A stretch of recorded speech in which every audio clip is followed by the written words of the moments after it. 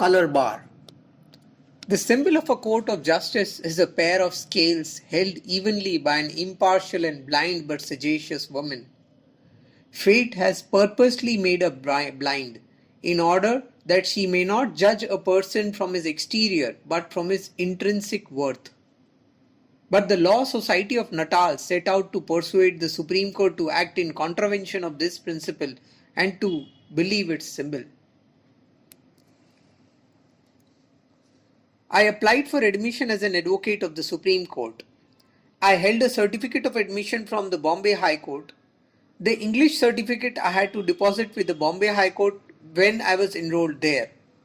It was necessary to attach 2 certificates of character to the application for admission, and thinking that these would carry more weight if given by Europeans, I secured them from 2 well-known European merchants whom I knew through Seth Abdullah. The application had to be presented through a member of the bar, and as a rule the Attorney General presented such application without fees. Mr. Escombe, who, as we have seen, was legal advisors to Messrs. Dada Abdullah and Company, was the Attorney General. I called on him and he willingly consented to present my application. The Law Society now sprang a surprise on me by serving with me a notice opposing my application for admission. One of their objections was that the original English certificate was not attached to my application. But the main objection was that when the regulations regarding admission of advocates were made, the possibility of a coloured man applying could not have been contemplated. Natal owed its growth to European enterprise, and therefore it was necessary that the European element should predominate in the bar. If coloured people were admitted, they might gradually outnumber the Europeans and the bulwark of their protection would break down. The Law Society had engaged a distinguished lawyer to support their opposition. As he too was connected with Dada Abdullah and Company, he sent me word through Seth Abdullah to go and see him. He talked with me quite frankly and inquired about my antecedents, which I gave. Then he said, "I have nothing to say against you. I was only afraid lest you should be some colonial-born adventurer, and the fact that your application was unaccompanied by the original certificate supported my suspicion. There have been men who have been made use of diplomas which did not belong to them. The certificates of character from European traders you have submitted have no value for me. What do they know about you? What can be the extent of their acquaintance with you? But, said I, everyone here is a stranger to me. Even Seth Abdullah first came to know me here. But then you say he belongs to the same place as you. It's your father. If your father was a prime minister there, Seth Abdullah is bound to know your family. If you were to produce his affidavit, I should have absolutely no objection. I would then gladly communicate to the Law Society my inability to oppose your application." This talk enraged me, but I restrained my feelings. If I had attached Dada Abdullah's certificate, said I to myself, it would have been rejected and they would have asked for European certificates. And what has my admission as advocate to do with my birth and my antecedents? How could my birth, whether humble or objectionable, be used against me?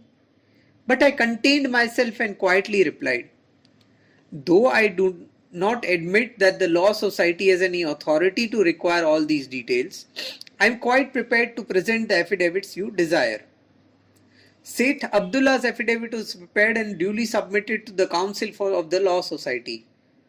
He said he was satisfied, but not so the Law Society. It opposed my application before the Supreme Court, which ruled out the opposition without even calling upon Mr. Enscombe to reply. The Chief Justice said in effect, the objection that the applicant has not attached the original certificate has no substance. If he has made a false affidavit, he can be prosecuted and his name can then be struck off the roll if he is proved guilty. The law makes no distinction between white and coloured people. The court has therefore no authority to prevent Mr. Gandhi from being enrolled as an advocate. We admit his application. Mr. Gandhi can now take the oath. I stood up and took the oath before the registrar.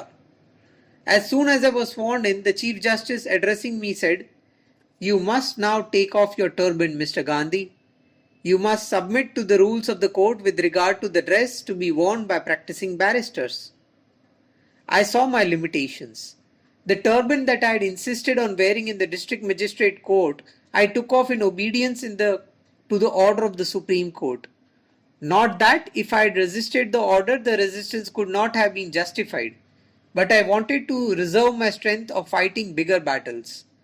I should now exhaust my skill as a fighter in insisting on retaining my turban. It was worthy of a better cause. Sheikh Abdullah and other friends did not like my submission, or was it weakness? They felt that I should have stood up by my right to wear the turban while practicing in the court. I tried to reason with them. I tried to press home to them the truth of the maxim, "When at Rome, do as the Romans do." It would be right, I said, to refuse to obey if in India an English officer or judge ordered you to take off your turban, but as an officer of the court it would have ill become me to disregard a custom of the court in the province of Natal. I pacified the friends somewhat with these similar arguments, but I do not think I convinced them completely, in this instance, of the applicability of principle of looking at the thing from a different standpoint in different circumstances. But all my life through the very insistence on truth has taught me to appreciate the beauty of compromise. I saw in later life that this spirit was an essential part of Satyagraha. It has often meant endangering my life and incurring the displeasures of friends, but truth is hard as adamant and tender as a blossom. The opposition of the Law Society gave me another advertisement in South Africa. Most of the newspapers condemned the opposition and accused the Law Society of jealousy. The advertisement to some extent simplified my work.